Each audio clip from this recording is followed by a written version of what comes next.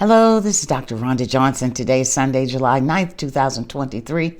This video is a follow-up or a part 2 to my video on Friday, July 7th.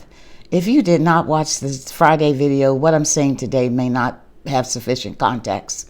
So today, as is on Friday, I am referencing the CDC's Morbidity and Mortality Weekly Report article on June 7th. This article is titled Estimates of SARS-CoV-2 Seroprevalence and Incidence of Primary SARS-CoV-2 Infections Among Blood Donors by COVID-19 Vaccination Status, United States, April 2021 to September 2022. As before, I'm going to include the reference.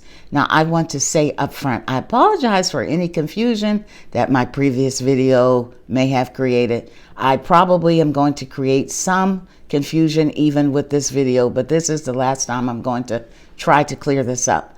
So the background for this study, this is from the article, was that changes in the testing behaviors and reporting requirements have hampered the ability to estimate the U.S. SARS-CoV-2 incidence. So why did they do the study? This is what the researchers said: to estimate the incidence of infection and the prevalence of infection or vaccination-induced antibodies, or both. At each donation, blood donors were asked if they had received a COVID-19 vaccine. Information that was collected included age and race and ethnicity, whether or not they had a known prior COVID infection, and whether or not they had received a COVID vaccine.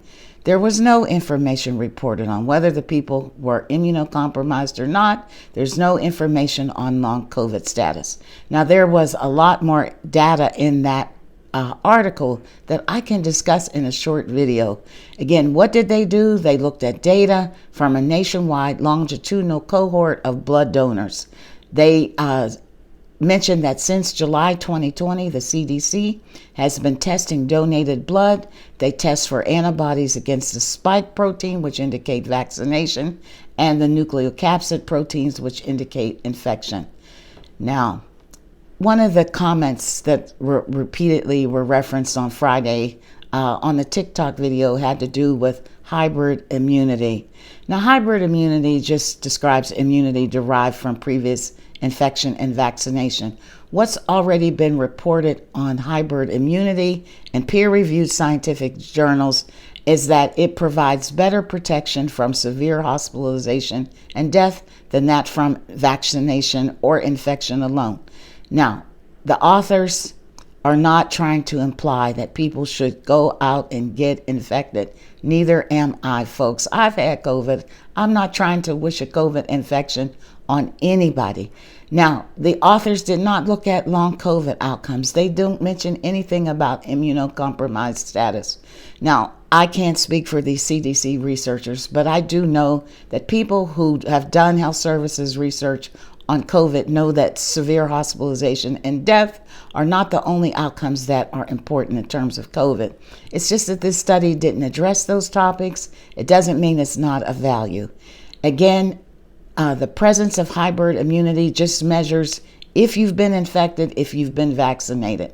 Now, they give detailed data on quarter by quarter the incidence of infection in unvaccinated people versus vaccinated people, and people who have had both. So that's how they make these conclusions. Now, they also, noted that the 65 and year up group that were blood donors had the lowest rate of hybrid immunity, and they were the people that were at most risk for poor COVID outcomes. Now, again, I can't report on every detail in this study, but what's not addressed is anything pertaining to long COVID. It's not a topic here.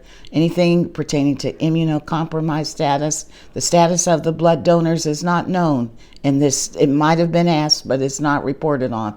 So again, what you should not conclude is that I'm trying to tell anybody to go get infected. We all know people are getting infected in this country, and we all know that there's very little data that's being reported. So this is one way, I guess, the CDC is trying to keep track at this prevalence of infection in the United States. So I hope that clarifies my previous video. If it doesn't, please see the article and sort through it yourself. The more you read it, the more you'll understand it. I did my best to try to highlight some of the findings in the first video, and this video is just an explanation of some of the comments. Again, I may have made it more confused. I'm sorry if I did, but I'm done with this topic today. Take care and be well, folks.